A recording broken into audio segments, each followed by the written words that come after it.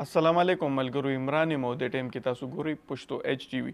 زه اکثر له تاسو سره داسې ویډیوګانې شیر کوم چې هغه کومو جینکو غیر اخلاقي ویډیوګانې جوړې کړي او جامې بدلی ځان له ویډیوګانې جوړې کړي، غلط کارونه کوي. نن درته داسې یو جینۍ ښیمه چې دا جامې وینځي او نعت وایي، خو اواز یې ډېر زیات خوږ دی. دا ویډیو تاسو وګورئ. قبر کا खौफ न रखना है दिल, वहाँ सरकार के चेहरे की जियारत होगी।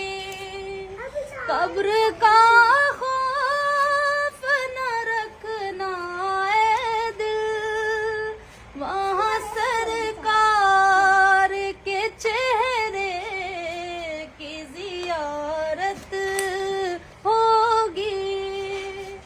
नाते सरकार की पढ़ता हूँ मैं,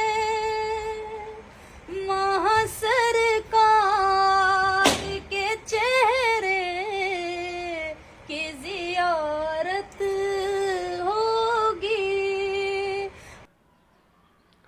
دا نعت تاسو واورېدو، دا جینۍ جامې هم وینځي او ورسره نعت هم وایي، خو اواز یې ډېر زیات خوږ و. چاته چې اواز خوږ لګېدلی یې نو ویډیو لایک کوي او کمنټ راته وکوي، او چینل باندې چې څوک نه وي د زموږ چینل هم ضرور سبسکرایب کوي.